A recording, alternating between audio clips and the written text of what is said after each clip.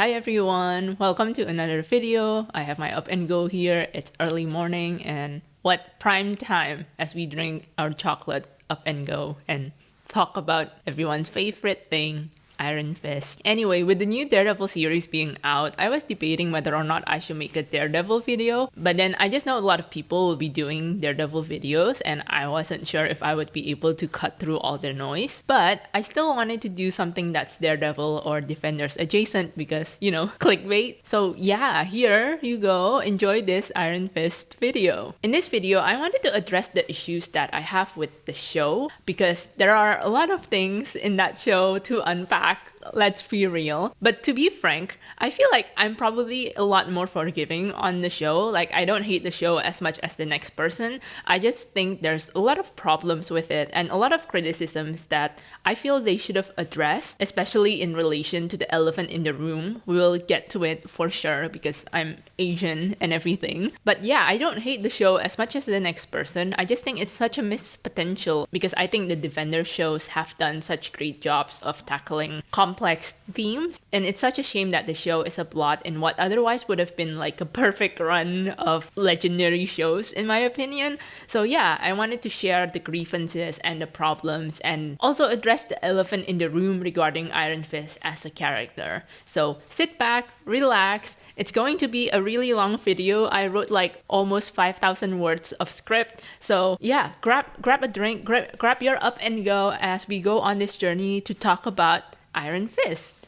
Prologue. Who is the Iron Fist? For a really long time, the Iron Fist has been a man named Danny Rand, although Iron Fist itself is a mantle that has been passed down from different generations. For Danny Rand, his origin story is as follows. As a young kid, Danny went on a trip with his parents to go to this mystical city called Kunlun. Unfortunately, during the trip, Danny's parents die because he's a superhero, so technically he can't have parents. The way Danny's parents die depends on which version you are reading or watching, but the deaths are always more or less planned by the Rand's business partner named Harold Meacham, who wants the Rand's business because, you know, they're rich and influential in New York. Shout out to David Wenham, who plays Harold Meacham in the Iron Fist show. He's like everywhere in Australia. After his parents' deaths, Danny is rescued by a couple of people who brought him to Kunlun. In Kunlun, Danny trained in martial arts and eventually became the Iron Fist after he fought a dragon called shoutout. And Danny got the powers technically by punching shout's heart, which is, you know, contained in like a container. So it's like separate from the dragon or something, but Danny punched the heart. And so Danny now has the powers to channel the dragon's chi to his fist. And yeah, the fist is like extra strong and it glows and things like that. With this power, Danny becomes the protector of Kunlun, as Danny himself in the show always tells people. The character was created to tap into the interest of kung fu movies back in the 70s, and there are definitely outdated concepts with the character and with the lore. So in modern times, there have been criticisms of things like Danny potentially being a white savior, issues of Orientalism, as well as cultural appropriation. To be honest, this isn't anything new because I feel like comic book characters created around that era will reflect the sort of, you know, like landscape of that era. So as a result, when adapting these characters to modern times, you kind of have to take into account what is happening and what is the norm of the media within that time, if that makes sense. I'm sorry if this is so roundabout. Iron Fist the show premiered in 2017. It had always been intended to be part of Netflix's lead up to their big Marvel crossover show called The Defenders. This show joined the likes of Daredevil, Jessica Jones, and Luke Cage. Iron Fist was originally planned to be released before Luke Cage, but after Luke Cage as a character received great reception during his first appearance in Jessica Jones, the schedule was shifted. So Luke Cage premiered before Iron Fist, and Iron Fist becomes the last official entry before the Defenders show. Scott Buck is the showrunner of Iron Fist first season, and I want you to remember this because it's very important. Put a pin on that. Problem 1. the tone of the show. I enjoy visiting this website called Art of the Title. It's basically a database of movie or show or video game opening or ending credits, and sometimes they have interviews with the people who designed those credits.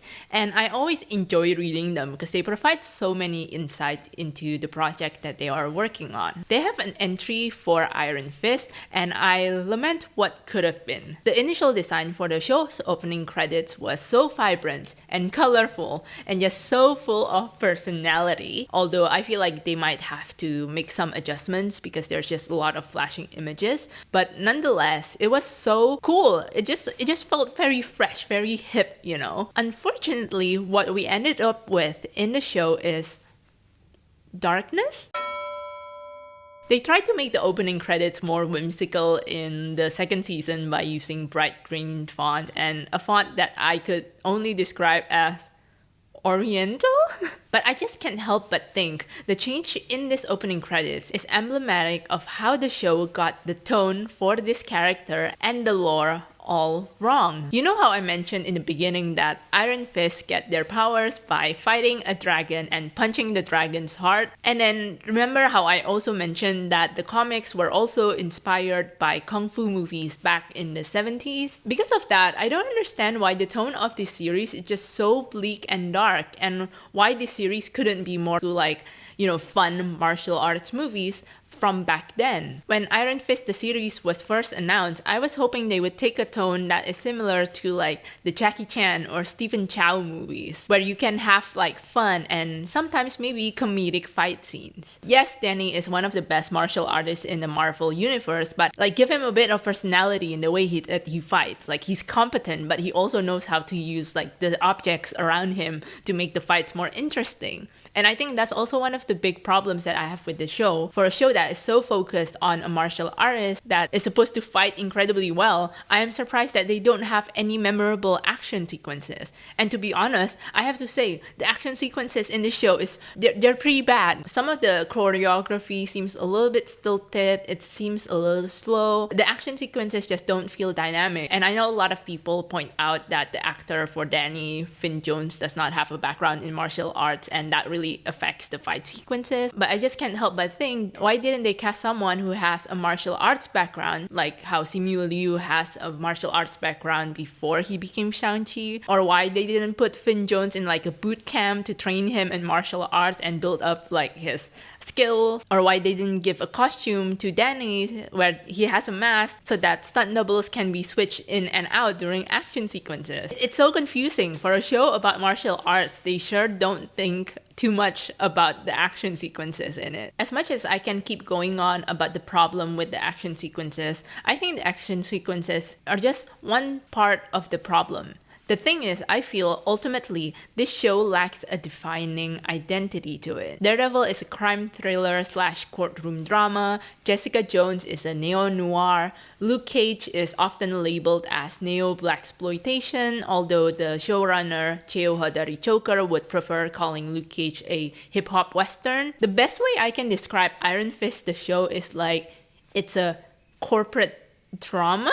Or, I'm sorry, it feels like a copy of Daredevil. At the end of the day, I just feel like they don't lean into the martial arts genre or the mysticism of Iron Fist as a character, and that definitely ended up impacting the show that we had. I guess ultimately they tried to avoid all these associations with martial arts to avoid any criticisms, but I feel it does the show more harm than good because it just makes the show feel like it's nothing. Do I tune into a show called Iron Fist to watch corporate drama? No, like I watch it to figure out, why is his fist iron? I also feel like a way they could have tackled the show is by making it a coming of age story, maybe lean into the comedy. I don't know, I think like Danny in general as a character has a certain lightheartedness to him, especially in the comic books, and I feel like it's such a missed opportunity not to tap into it and reflect it in the tone of the series. I understand that the Defender shows tend to have like a dark tone tone to them, but I don't think this show have to follow the footsteps of those other shows, especially considering Danny himself is like younger than the other protagonists. And besides, shows like Avatar: The Last Airbender also shows that you can still deal with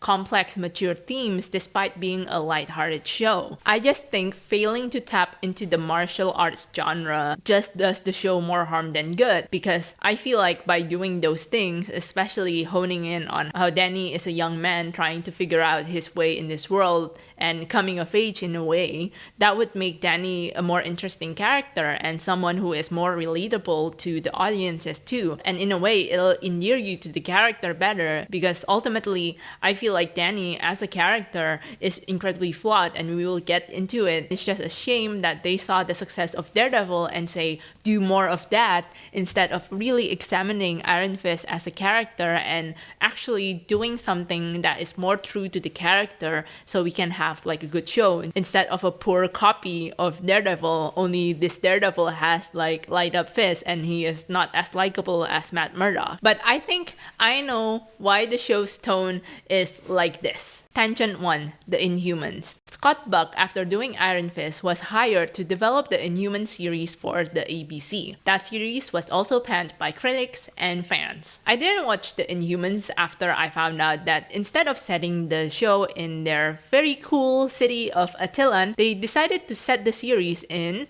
drumroll, Hawaii? Hawaii is cool and all. I mean, Hawaii 5-0 is a pretty good show. But it's just like, I would not imagine the Inhumans in Hawaii, you know. Scott Buck is mostly known for doing the bad seasons of Dexter, and I've never watched Dexter, so I can't really attest to how bad his seasons are. But I can definitely say with confidence that I don't like the way that he does his Marvel shows. It feels to me when he's adapting these Marvel characters, he strips away what makes these characters interesting. So the elements that makes them, like the Inhumans with all their powers and their cool city of Attilan, or Iron Fist with his glowing fist and his martial arts genre shenanigans. He strips those things away in favor of setting things in like a modern world, and I don't know how to describe it apart from it's like the same formula that they do with the Smurfs movies, okay? Because for the Smurfs movies, they will have like a small little bit in like the Smurfs village, but then by some magical reasons, they have to go to like some modern world like New York or something, and then they have to learn how to navigate life in New York. And I'm like, I don't watch the Smurfs movie to watch the Smurfs in New York. I want to watch the Smurfs in the Smurf village. And it's just weird that they decided to put these characters in like the modern city, and I'm like, why are you doing this? Why are you not trying to let them be special? For Iron Fist, instead of embracing the pulpiness, the fantasy elements, the martial arts, they focus it so much on the corporate world, and it's so boring. But I understand why Scott Buck was hired by Marvel Television twice. It's because he's able to deliver work within like a certain deadline, and it's also because he knows how to keep things within a certain budget, because he's removing all the elements that makes the comic book characters. But okay, I understand. Budget is budget. This is television. You can't have $200 million to make a television show. But I think in general, Scott Buck's Marvel shows just have no passion. Drew Goddard was announced as the Daredevil showrunner in December 2013, though he stepped down in May 2014, but he was replaced around that time by Stephen S. DeKnight. But regardless, Goddard has been pitching a Daredevil film to Marvel Studios, so there's been history between Goddard and Daredevil as a character. Melissa Rosenberg, the showrunner of Jessica Jones, has been developing and pitching the series since 2010 until the premiere of the show in 2015. Cheo Hodari Choker, the showrunner of Luke Cage, is deeply passionate about Luke Cage as a character, and he had a very specific vision on how he wanted to do the show and how he wanted to tackle the character. And the writer's room for Luke Cage is also filled with people of African American backgrounds, and those writers are also fans of comic books. So you can feel the passion not only for the character, but also for comic books as a medium in general, and that is reflective in the show that was ultimately put out. Scott Buck just does his work sufficiently. Like, he writes fine, he writes things that are passable, but where Whereas the other showrunners were like, oh, you know what? Let's make history. Scott Buck is happy with the passing grade. Like, do more. Problem 2, Danny as a character. Given the nature of Danny as a character, like being a white man surrounded by all these things that have association with the Asian culture, there have been a lot of questions on how to adapt and update Danny Rand as a character for the modern audiences. A lot of people online, including myself, we wanted him to be race-banned into Asian American or maybe someone who is at least half Asian. This way, it wouldn't feel too much like Danny is a white savior or that there is cultural appropriation when it comes to Iron Fist as a lore. Some pushback to this Asian American Danny idea are 1. Isn't it a stereotype to have the first Marvel Asian superhero be a martial artist? And 2nd, will the element of Danny being a foreigner in Kunlun work well if he's Asian? To that second point, being Asian American wouldn't take away from Danny's experience of feeling like a foreigner in Kunlun. Anna May Wong, the icon, the queen, is a famous American actress of Chinese descent. She was active around the 1920s to 60s where, the cards are very much stacked against her. Despite being born and raised in America, a lot of people in the media and the industry keeps referring to her as a Chinese actress. Never mind the fact that Anna May Wong herself has never stepped foot in China until she made this documentary travelogue called My China Film. This documented her first and only trip to China, where she also feels like she didn't belong there. Regardless of whether she is in America or she is in China, she still felt othered. Something similar to this would be a very interesting inner conflict for Danny Rand. The way that despite being Asian, he doesn't feel like he belongs whether he is in Kunlun or in America. I could envision a version of this Danny as someone who feels so displaced in Kunlun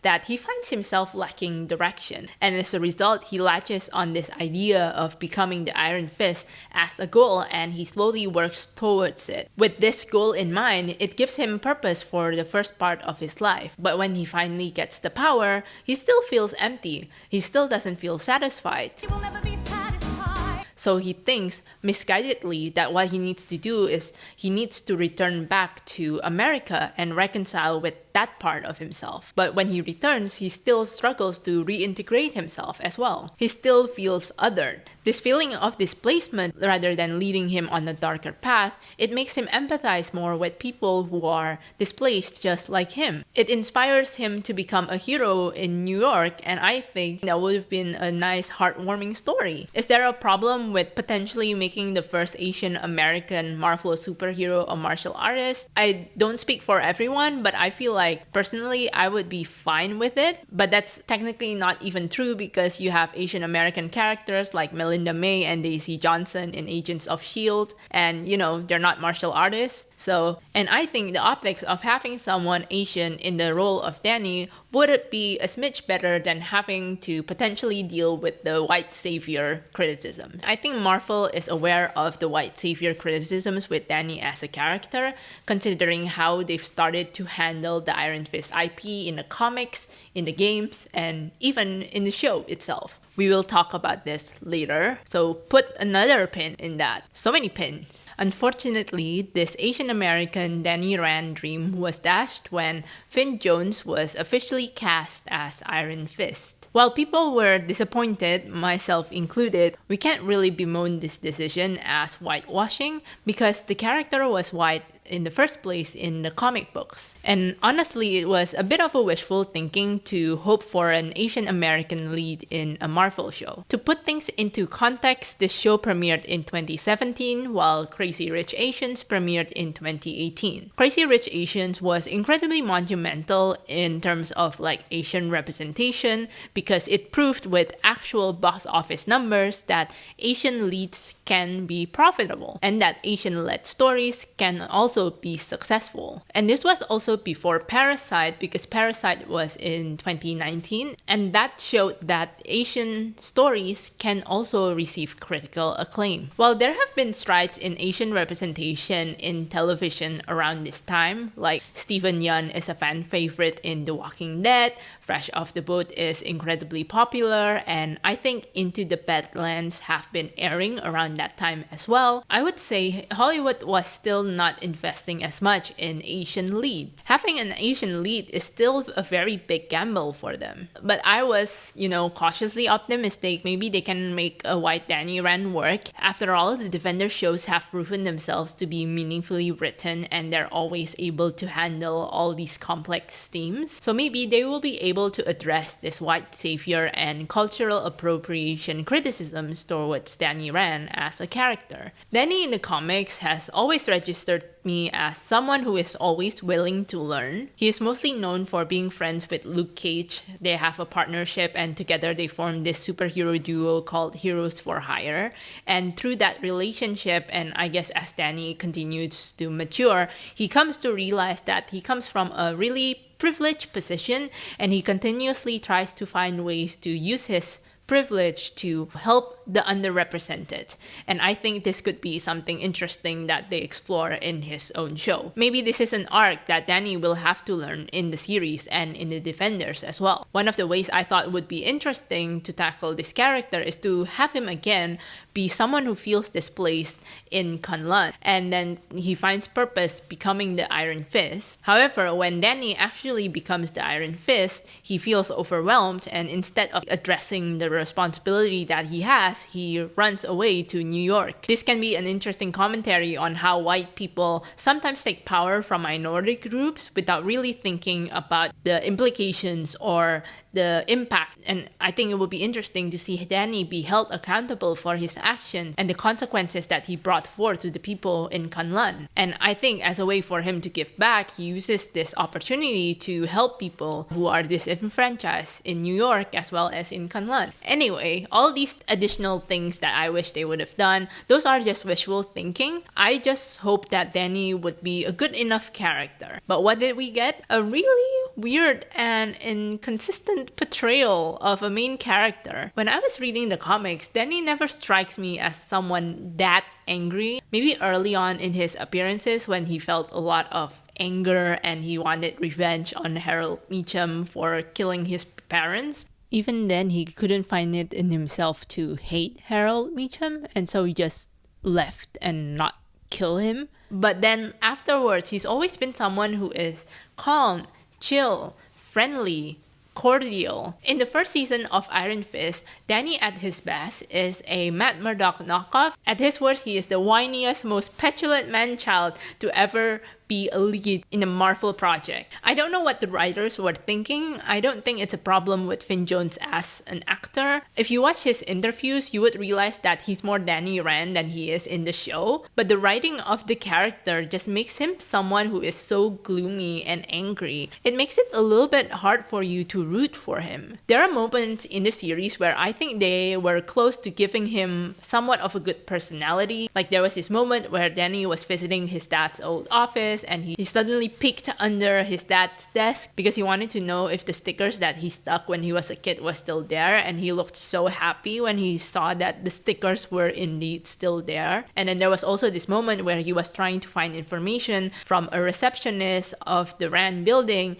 and he was very friendly with her, and then after she gave him information, he left her like an origami flower as like a nice gesture. And then there was also this moment where Danny was, reintegrating himself with the society, like announcing his return. He had a press conference and he was like nervous and everything, but then he saw his lawyer, Jerry Hogarth, played by Carrie Ann Moss, and then he was like waving to her and smiling, and then she was like, no, please don't do that. And then I was just like, those are some fun moments, I think, that representative of what Danny is like as a character. I just don't understand why the writing cannot be more consistent and be more in line with those moments. On the opposite side of that, there are some character moments that I think would have worked for Danny, but it's just the way that they execute these moments it's just all wrong. So there's the scene in season 1, episode 4, and this is the first time that Danny attended a shareholders meeting. They were discussing a new drug that Rand Enterprises had patented, and they were discussing how much they should sell the drug for. Danny thought the price that they decided on was too expensive, and he was asking the shareholders to sell the drug at a cost so more people will be able to afford it. And the shareholders were like, no, like that's not really how businesses works. Just trust us. This is is how much you have to sell the drug for. And Danny insisted, saying that no one should make a profit off of the misery of others. I thought this moment is good at highlighting Danny as a character, but the execution is all wrong. I get that they want to illustrate Danny as someone who is naive, but the way the scene is presented and the way that Jones played this moment is off. Danny feels more arrogant than naive, and it makes it hard to root for a character like that. I mean, yeah, I guess Tony Stark is someone like that, like he's arrogant, and, you know, even if he has good point, the way that he says it is a little bit, you know, like, I don't like your tone. But the thing is, like, RDJ is a very talented actor and a very charismatic one at that. So he is able to deliver these performances and still make you root for these characters because he's just that good of an actor. Not every actor is like that. So it all comes down to the writing to make sure that the writing suits the actor that is cast, or had they known they would write Danny this way, maybe they should have cast someone different than Finn Jones. But regardless, I feel like the scene was on the right track, and maybe with a bit of adjustment, it could work. For example, I feel in the scene, Danny felt too stoic, and maybe it would be better if we have him, you know, wear his heart on his sleeves a little bit more, and then have him look more concerned and worried rather than looking confrontational. Let him stutter a little bit. Give him moments of vulnerability so he doesn't come across like he wants to be a know-it-all. I don't know, like, I feel like that would have been the way I would tackle this scene. I think the seeds are there. It's just the execution of this scene just makes Danny feel more unlikable, even if his intentions are nice. I think that is a consistent thing that's been happening with Danny. Is like the writing is almost there and the performance is almost there, but it just never, you know, gelled together. And it just seems like the writers have no idea what to do with Danny as a character. And it's such a really peculiar problem because I don't think they have this issue when it comes to writing the other characters. Like, I think the supporting characters like Colleen Wing, Ward Meacham, even Davos, especially in the second season, they're all pretty well written. So I don't understand why they can't put the same effort when writing Danny as a character. It feels like for Danny, they just didn't bother to give him a good arc or good character moments as the series and this little corner of the universe goes on. They're aware of the criticisms, and it's not only the white savior or cultural appropriation criticism that they're aware of. They're also aware that a lot of people don't like Danny because he feels like a petulant man-child. Like in the Defender series, they keep having characters point out how childish or how naive Danny is being, and instead of giving him moments of growth, they just keep bullying him as a way of like wink wink nudging the audience, like, we know you have a lot of criticisms with Danny as a character, so we're on your side. But they don't do anything about it, and it's just incredibly frustrating to me, especially as someone who would like, you know, his character to be a better character. Editing Teresa here, I just want to clarify my point with this argument. I do think Danny is written a bit better in the Defenders, but I don't like when characters point out how childish Danny is being, he gets so defensive and angry about it. I wish he's more self-aware and that he would have more moments of growth, which I think the writers could give him more of. Just make him acknowledge that he needs to grow up a little bit. I also don't like how mean-spirited the show gets when they tease Danny. Like, yes, some of the characters are snarky and they can be rude, but I also feel like the teasing gets a bit nasty. Compare that to how the teasing in the Luke Cage episode featuring Danny was a bit more playful and a bit more good-natured. Tangent to what I would have done with Danny. I feel like for me, the ideal portrayal of Danny would have been someone like Aang from The Last Airbender. Someone who is well-meaning but can be naive and childish. And this will manifest in a way that, you know, he's childish, but it's just like wide-eyed childish, not angry childish in the way that he is in the series, if that makes sense. Ultimately, when it comes down to it, Danny is like someone who is compassionate, loyal, and has a strong moral compass. It's just like he needs to learn to start taking responsibility. He can be misguided at first, but what makes Danny a good character, for me at least, is that he is willing to learn. And that's why he surrounds himself with a lot of people who are trying to push him to become a better person. And he's not someone who is like,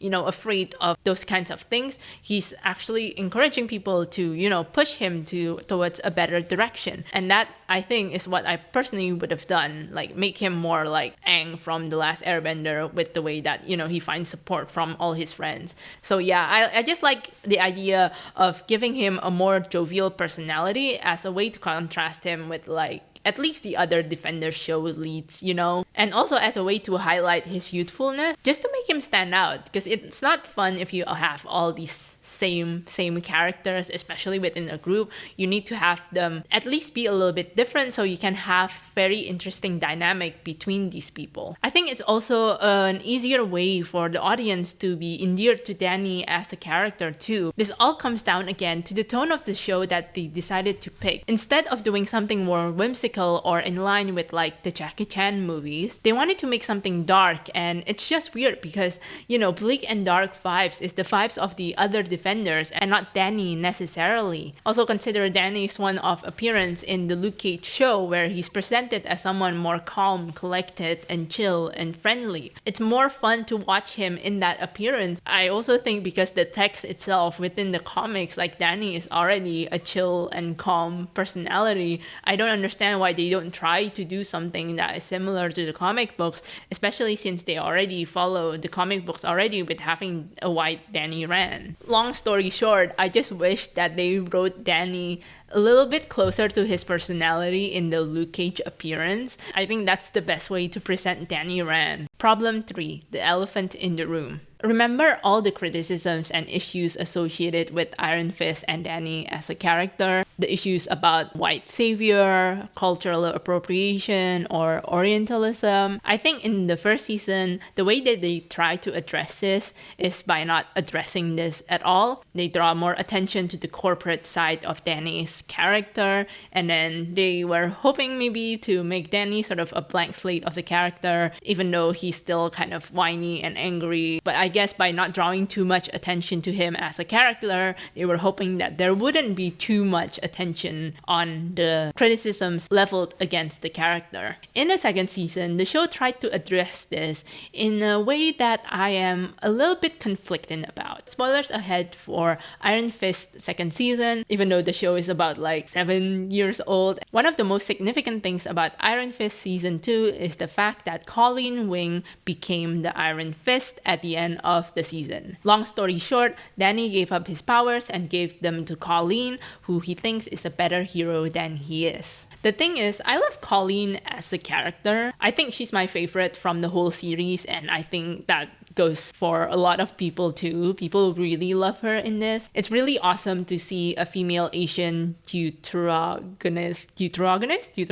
Like, it's nice to see a female Asian second lead character who is incredibly well fleshed out. In the series, we first meet Colleen as someone who teaches martial arts to disadvantaged youths. She comes in conflict with Danny in the beginning of the series, but they eventually became friends, and Colleen ultimately became Danny's girlfriend as well. In season 1, Danny was so determined to find and destroy the Hand, a ninja cult that was introduced first in Daredevil. And for context, the Hand is the sworn enemy of Kunlun, as Danny points out all the time. However, Danny finds out that Colleen is part of the Hand, technically, and that her dojo, where she teaches her kids, that place is a recruitment center of sorts for the Hand. But Colleen is so convinced that her sensei, a founding member of the Hand, is part of the good Hand, because it is a big organization. Of course, there are people who are corrupt and also people who are good. I think this is a very compelling arc. Like, growing up and realizing the person that you had placed so much faith in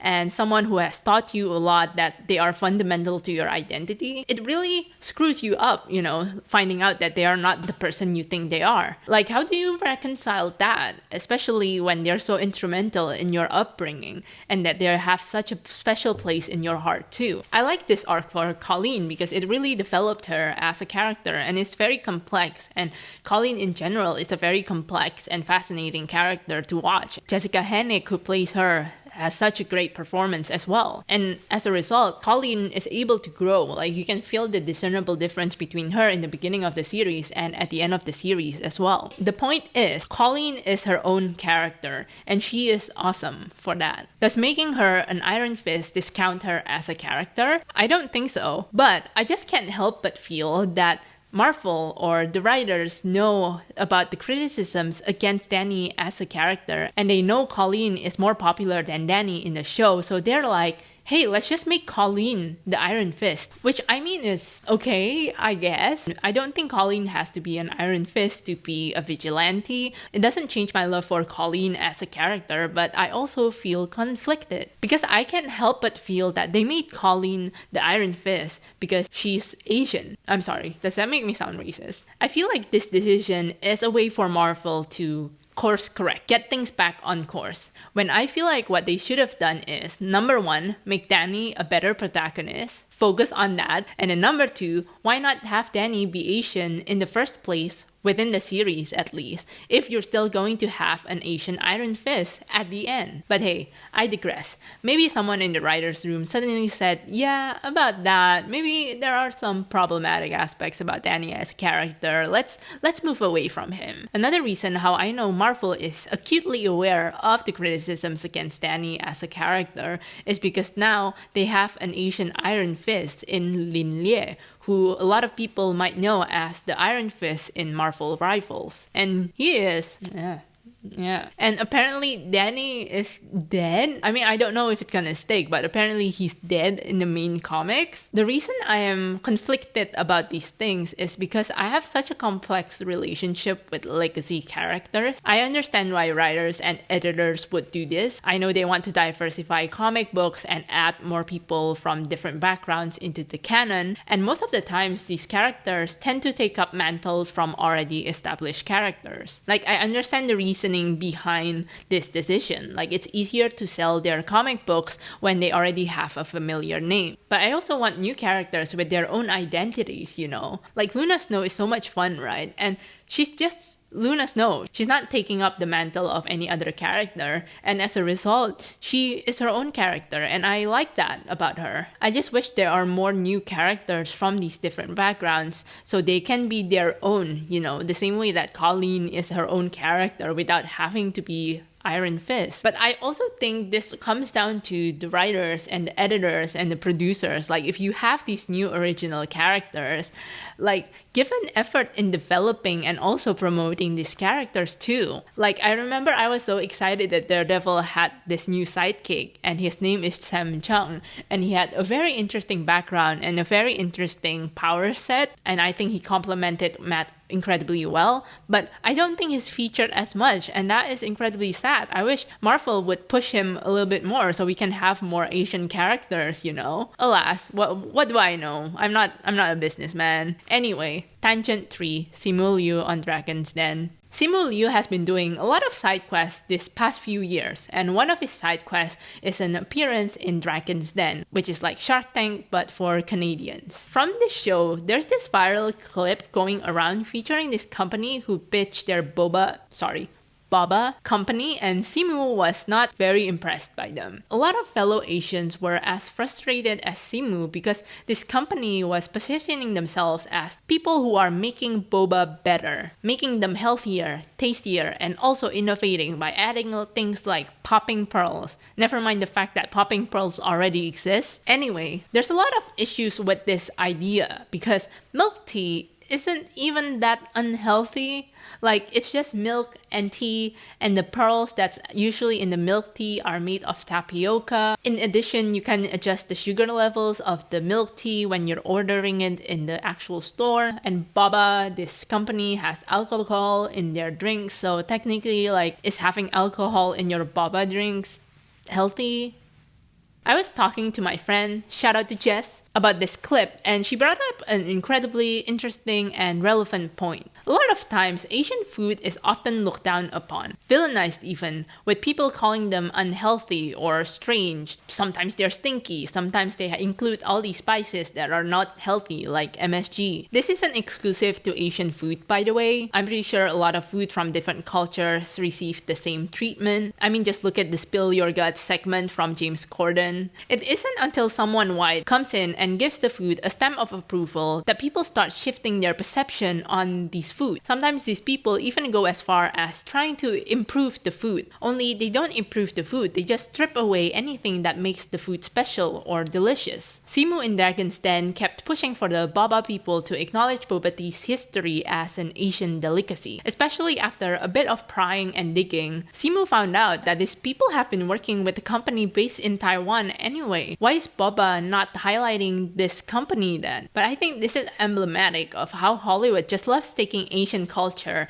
and slapping it on their projects because it makes them seem worldly and cultured, or maybe they just like the way the Asian aesthetic looks. But they don't actually have the intention of platforming and highlighting people from that culture. This is why cultures from different regions like Korea, Japan, China often get conflated with one another. And honestly, like, this isn't just an Asian problem either. I'm pretty sure people from other cultures feel the same way when seeing how their culture is represented in these projects. It's not so much representation as it is an attempt to give this project some sort of like flavor, something to make it more spicy and interesting. I mean, just look at what happened with Amelia Perez. This sort of treatment can feel dehumanizing. Are our identities just aesthetics for these people? Like, are we as humans who live in this culture not important enough for you to acknowledge us? With Iron Fist, I think the people behind it are aware of the problematic aspects of the character and the mythos, but instead of doing anything about it, they just try to not draw any attention to it. But it's still weird because it doesn't remove the elephant in the room. The elephant in the room still remains in it. Danny's character inherently draws a lot of criticisms.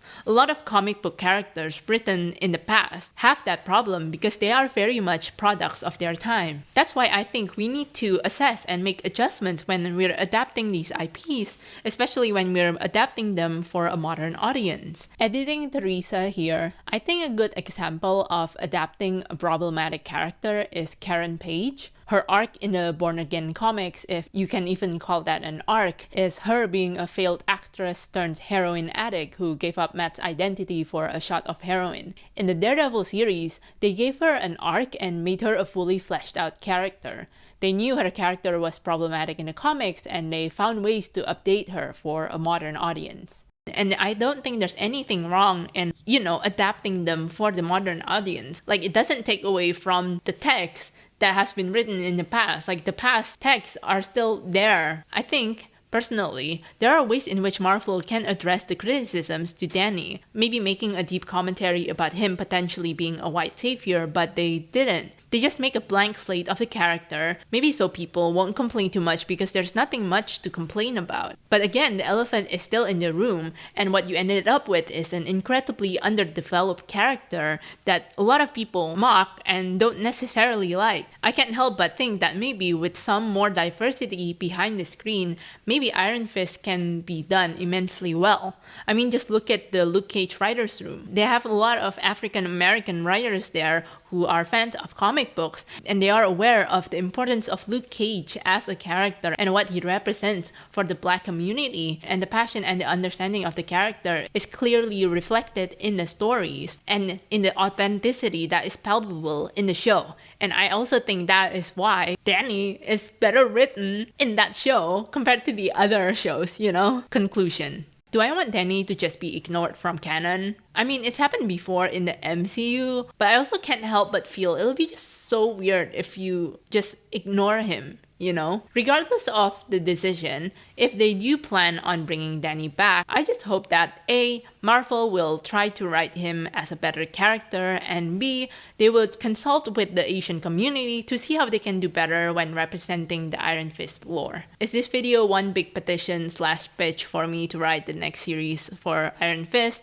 Maybe, yes, I don't know, but I'm available if Marvel wants to.